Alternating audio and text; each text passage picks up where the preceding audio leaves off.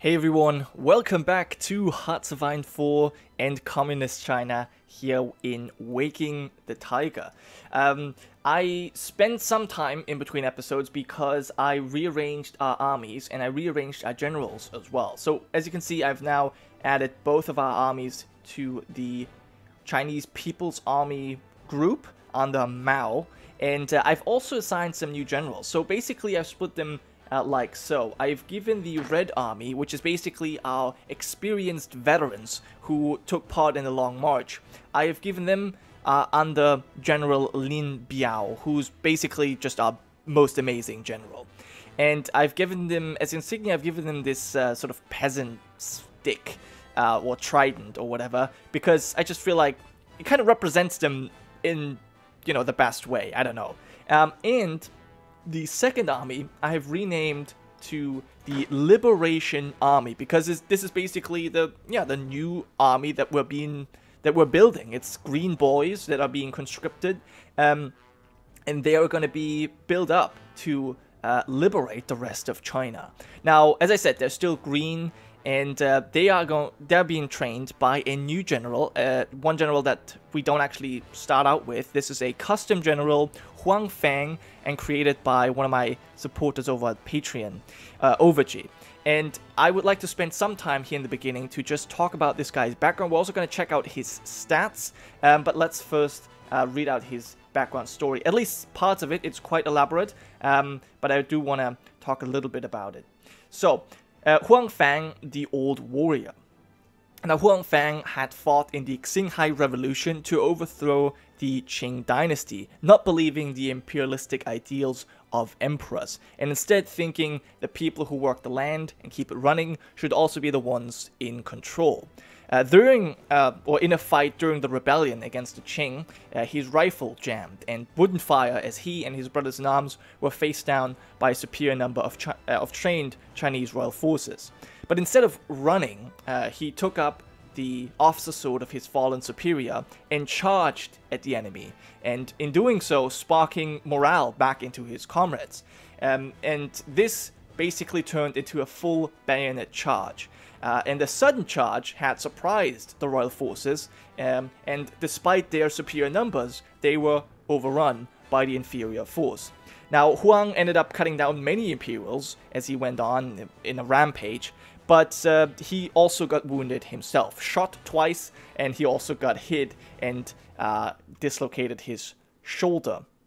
Now, his ability to inspire troops had gotten him the nickname of the Warrior. Men believed him to be some kind of reincarnation of the great warriors in the past, and this, as well as his quick mind to form plans in split seconds, rose him up in the ranks within the newly formed military of the Republic of China. Now, he wouldn't really rise much further because his ways of chivalry and honor eventually started getting viewed as rather backwards and not fitting with a modern army. Remember, he loved fighting with a sword instead of a gun. It had done him one thing, however, and that was a lot of medals. He wore them proudly on his uniform whenever possible. He later on, when the Civil War broke out between the nationalists and the communists, he obviously joined the communists under Mao and followed the retreat of the Long March. Just something general about this man. He's a reckless leader, fighting in the front for inspiration for his troops, and preferring a sword in his hand over a gun. So for this reason, he excels at leading infantry over anything else, where attacking is his best. He doesn't really like defending much, because that forces him to stay back, and he can't really show his bravery and brutish strength. So basically, he's a man with a strong will, that thinks any obstacle can be scaled if you're brave enough. And I think we definitely have some uses for this general. Maybe we don't want him to have control over the majority of our forces, but like if we need to break through somewhere, I think he's the man that will allow us to do that. So let's quickly go ahead and let me see if I can find his details. Yes. Now, I just want to mention here that this is a good general. Like, it's not a terrible one. As you can see, he's got 5 skill points in attack, but his defense stat is relatively low. His planning speed and supply is not very high either. So if we compare him to Lian Bao, for example, he is certainly worse. He is basically, I mean, 5 to 5, 3 to 3, and then he's 2. Yeah, he's 4 points behind our best general, which I think is fine. By the way, obviously, this is technically cheating, but, you know, I'm not going for achievements anyway, so I think that's fine. But yeah, let's actually check out his details. He already mentioned that he's a reckless man. That's his background here, and he is the infantry officer. We're gonna see what kind of traits he's gonna gain. Obviously, OverG, you're gonna have to tell me. I think something like aggressive assaulter. He does need a brilliant strategist. I think this might be something. This might be something that would be really cool. Offensive doctrine and maybe aggressive assaulter could be really cool. Maybe perhaps even charismatic. I don't know. We'll have to see. But yeah, you let me know what kind of traits you want him to get once he actually gets some more experience. But yeah, that was it for now. Let's stop that and let's actually move forward. We have quite some ground to cover. Another 30 days almost for this to finish, and I don't think we can do much in the meantime, so we might as well go forward faster. One thing I wanted to mention, now when we're on speed 5, it doesn't actually show the day and night circle or cycle, but on speed 4 it does, and I wonder if this is something you guys find annoying or not. I haven't personally decided yet if I like it, but you just let me know in the comment section if this is something that annoys you, and I will turn it off. But yeah, for now I'm going to leave it on, and we'll check out the first decision that we have. Promises of peace. History has taught us the horrors of war. We must never let it, I guess, happen again. It is time for our nation to know peace and prosperity. Okay, so if we're at peace and have more than 20% war support, we gain 20 weekly stability, war support, daily political power gain. Why would I do this? So, okay, this is happening until the end. Promises of peace. Do we need this? Do I need stability, which is giving us factory output, instead of war support, which is giving us mobilization and attack? I don't think I want this right now, to be honest. I'd rather improve the conditions here. Maybe not. Yeah, you know what? I'm actually not gonna click this yet. Is that useful? I mean, we lose 1% war support and only gain 0.5% stability. Doesn't seem all that useful to me, honestly. I'm actually gonna turn it off. Yeah, I think I'm just gonna leave it at that because, I don't know. I don't really see the benefit right now. Okay, we're currently training our troops. Obviously, how are our logistics looking? We still need 1,600. But yeah, it's going down. We don't actually need that many more, right? Yeah, we're slowly producing some stuff. That's good to see. From division reinforcements, we need 900. And then new deployments. Okay, there is the remilitarization of the Rhineland. Okay, very good. And we finished our national focus to strengthen the central secretariat. Okay, let's go. Yeah, as I said, we're going to go with the agrarian socialism. That will get rid of the recovery from, or the aftermath of the Long March and change that, giving us more factory output and construction speed. And then we'll move on to the rectification campaign. Very nice. And we can modify our government now, and we have another decision available as well. Improve the worker conditions. Stability. Factory work is hard and fraught with many hazards. Improving the conditions for our factory workers will reduce output in the short term when the long-term benefits are worth it. So the long-term benefits would be factory output, dockyard output, and political power gain. You know what? I'm actually going to click this one. Improved worker conditions. We are the People's Republic. I feel like we kind of should go for this. Or institute press censorship. Don't think that's necessary, honestly, so we'll not do this. But I think we're going to improve the worker conditions. And see, this is the first decision we're going to pick and see what kind of effects that has on our nation right now. Yeah, we can still take the promises of peace, not too interested in that. And so yeah, so this should grow weekly, giving us more factory output, essentially. The war support seems to be growing as well due to world tension. Ah, that's good to know. That is truly good to know. Alright, and are we actually still building some stuff? I think we are constructing something. We did research mechanical engineering, that's great. Yeah, okay, we're not building particularly fast. Alright, let's check out what else we can go for. Research time. Yeah, I wanna go for this. This might not be the very best to do, but I think in the long run it's gonna help us, and I think we still have some time before there's something we need to do. Also, I believe that Mao can pick a new trait as unit leader here, so I think we'll do that. Thank you. We can go with defensive doctrine. We can go with wait, does he already have this? Oh, he already has that one. Okay, I think charismatic is probably something that fits Mao quite well. It will cost 15 command power, but we have it. So I don't see why we shouldn't go for it. Reinforcement rate. Every trick to get reinforcements faster than anyone. I feel like charismatic is better. Yeah. One more available trait. Nice. And then we could technically go for this. I think I'm going to hold off on that, though. I don't think I'm going to pick that immediately. I think this recovery rate is good. Organization, reinforcement rate. I don't know if that's all that useful. We'll have to see. We can also modify a government, and maybe a theorist could be useful. Air experience, naval experience, army experience gain. This could be good, but let's quickly see if there's something better than experience.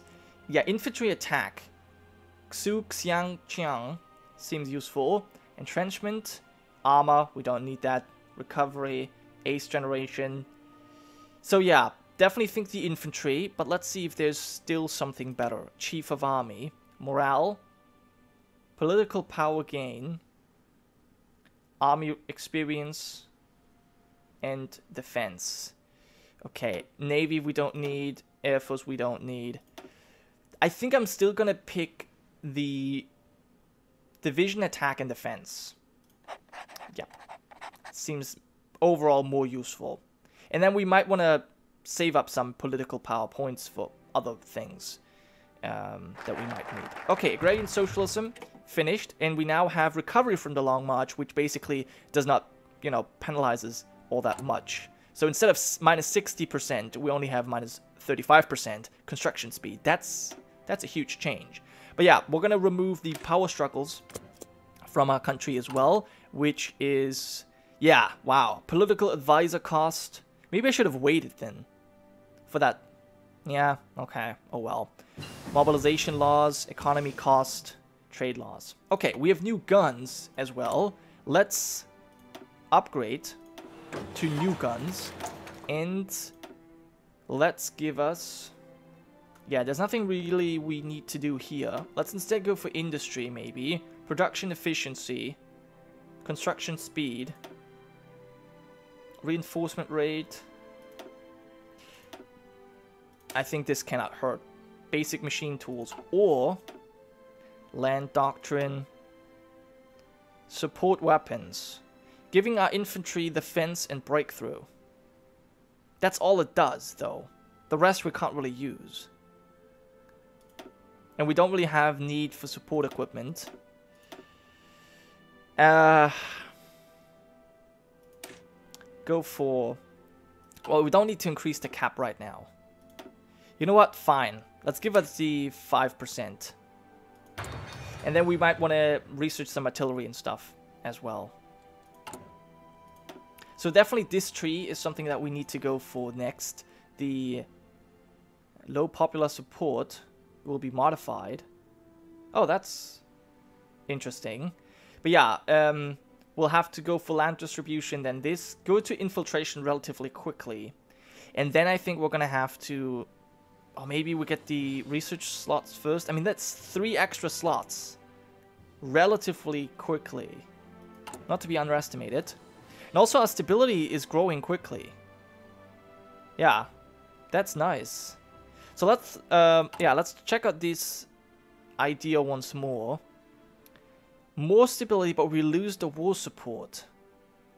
And this, oh, this is running out? Apparently? Ah, it is. Okay.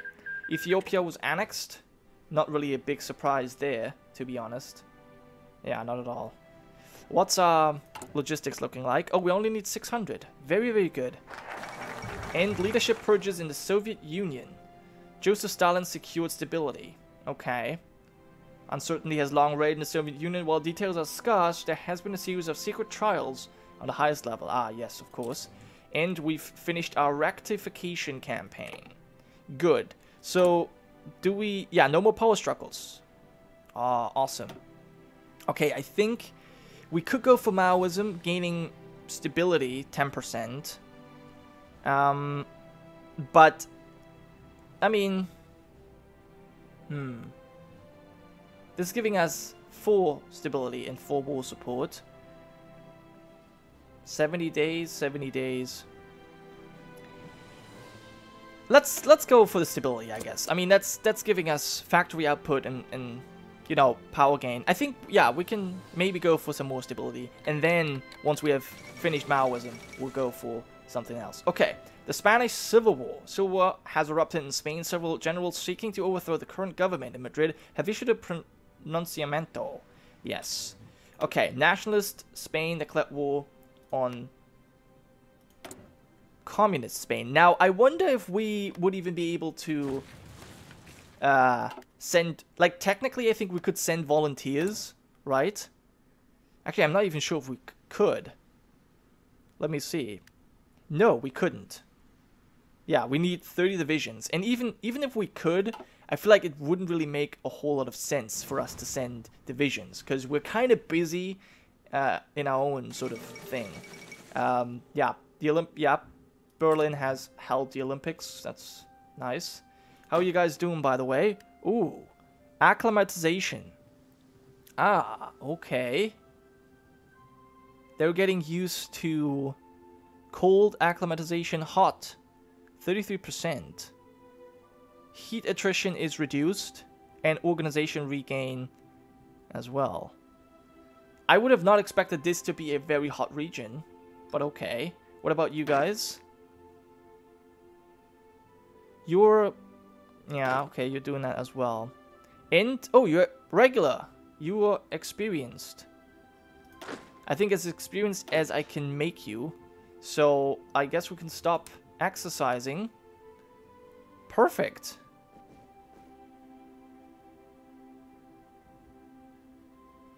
Huh, interesting.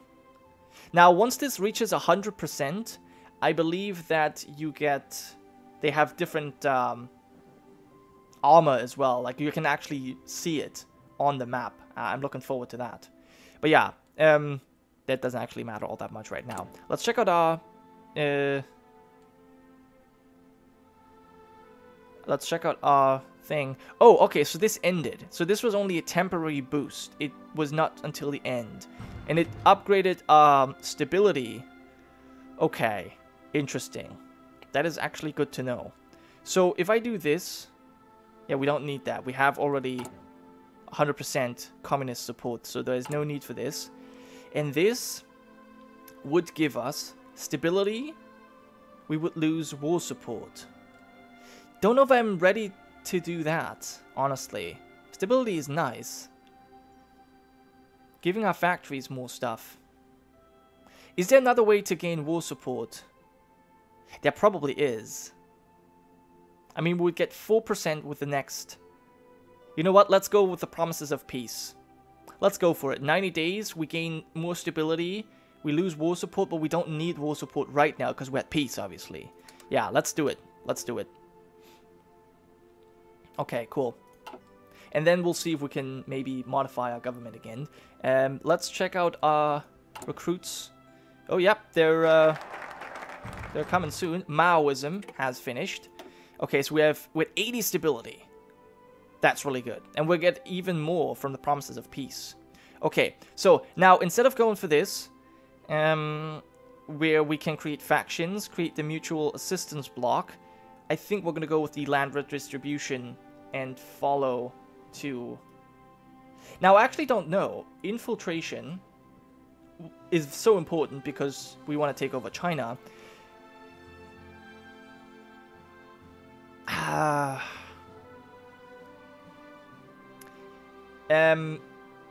Now, I don't know when the Japanese are going to attack us. I don't think we need to do this right now. I think we have chances to do that later. Let's go instead for this one. I'll kind of have to check out how this works when we need to be able to create this faction, because obviously we want to have as many Chinese states in this faction as possible to help us fight against the Japanese, to repel them quickly so that we can then focus on our civil war. But I'm not sure what the right timing for that would be. Either way, it will be the end of this episode today. Thank you so much for watching. I hope you have enjoyed. I'll see you guys next time.